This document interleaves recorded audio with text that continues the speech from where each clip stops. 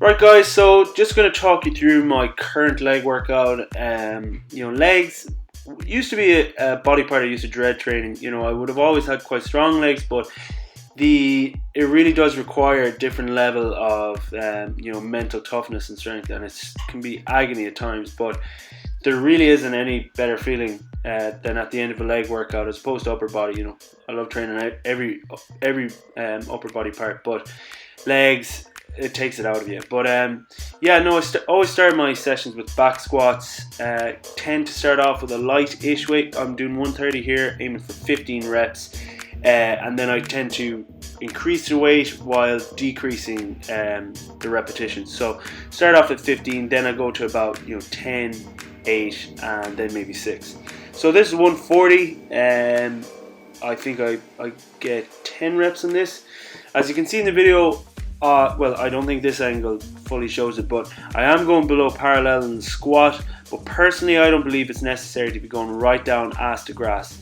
First of all, when you go down that low, you're getting a bounce off your hamstrings, and also that's kind of where you put maybe a little bit too much pressure or strain on your knee joints. And I've had knee injuries before, and some tendonitis in my left knee, so I don't aggravate that or flare it up.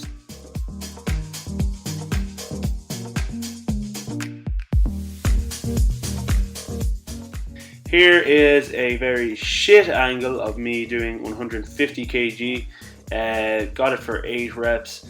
Again, just keeping it really controlled. I find when you rush the eccentric phase of the movement going down the way, you tend to lose your balance. You tend to incorporate your lower back too much, lean too far forward, go up on your toes.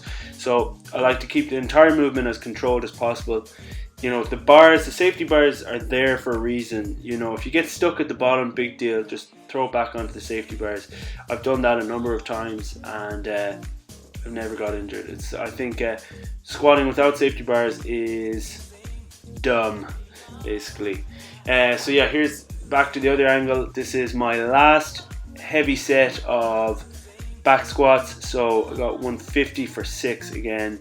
And really focusing on keeping the weight balanced on my feet, predominantly pushing up through my heels, and just keeping the lower back as strong as possible, not coming forward, and keeping it as smooth as I can.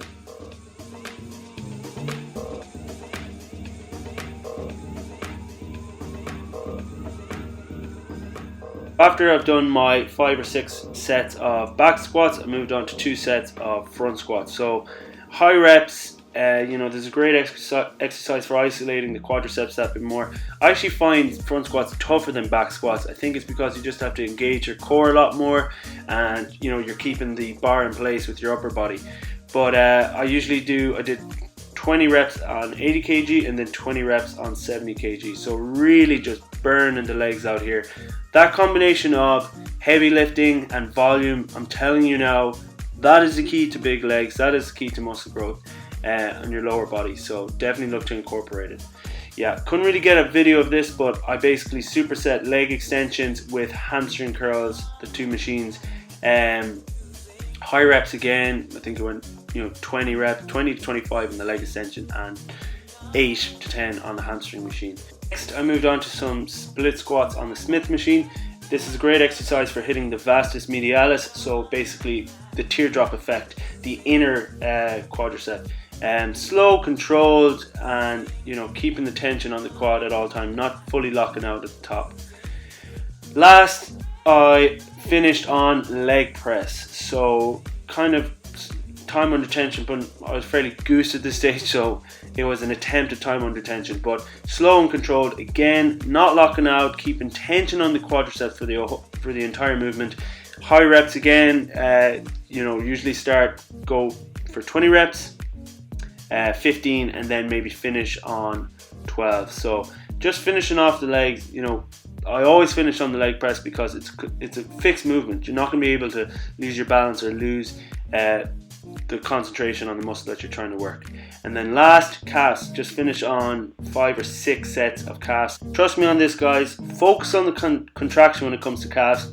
Get right up onto your toes, hold the contraction for 3 to 5 seconds, and then when you're fatigued, bang out a few extra reps. But trust me, contraction is key when it comes to developing your calves.